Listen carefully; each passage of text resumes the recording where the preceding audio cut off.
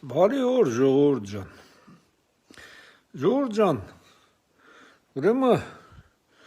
բերեք լա մի հատ նստենք, էլի մի հատ նստենք, որ ասում է ծուր նստենք ճիշտ խոսանք, թե ոնց էլի։ Հիմա երբ որ ընտրությունների քարոզ արշավ էր գնում, ժողովուրդ ջան, հիշում եք Գագիկ Ծառուկյանը ինչ խոսքեր էր ասում մեր երկրի ղեկավարի նկատմամբ, հիշում եք, ուրեմն ով չի հիշում, ով չի լսել, կարամ հիշեցնեմ, ասում էր, ուրեմն եթե մենք ընտրվենք, Փաշինյանի տեղը լինելու է իմ առյուծների վանդակը որց առյուծների հետ, հասկանում եք, ժողովուրդ ջան, մենք 1998 թվից հետո իրականում գիտենք մարդկանց անուններ, որ այդ մարդկանց իրականում գցել են Գագիկ Ծառուկյանի առյուծների վանդակը, ու մարդկանց ինֆարկտ աղբել մահացել են վախից բան։ Հիմա ժողովուրդ ջան, ինչ որ մեկը կասկածում է, որ եթե իրենք ընտրվեին իշխանություն, հենց Նիկոլ Փաշինյանի հետ հենց այդպես էլ կվարվեին,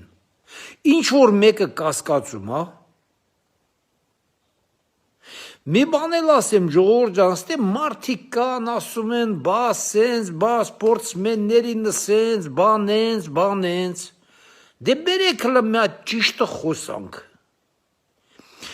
Ինչու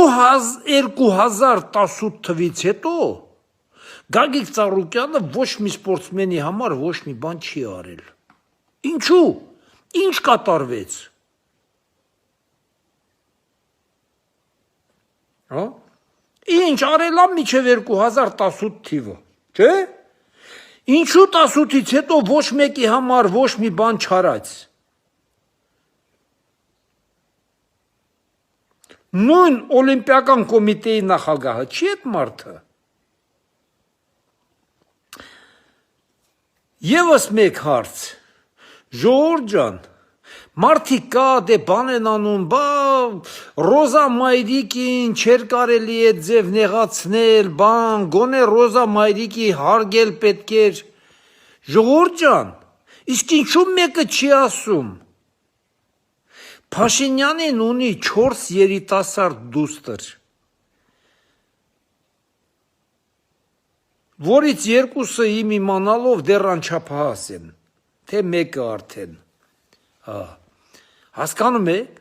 իսկ ով էր մտածել այդ մասին, որ նրա 4 երիտասարդ դուստրները լսում են, որ իրանց հայրիկին, եթե հանկարծ չընտրվի, գցելու են առյուծների մեջ, ով ինչ որ մեկը մտածել է այդ երեխանց հոգեվիճակը։ Հա ժողովուրդ ջան։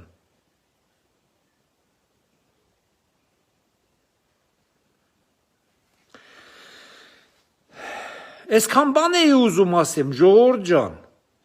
մի քիչ հարկավոր է ով մարդ չի,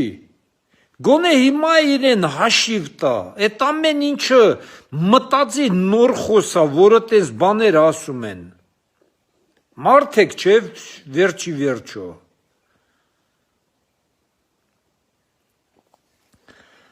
լավ մնացեք, լավ օր բոլորիդ։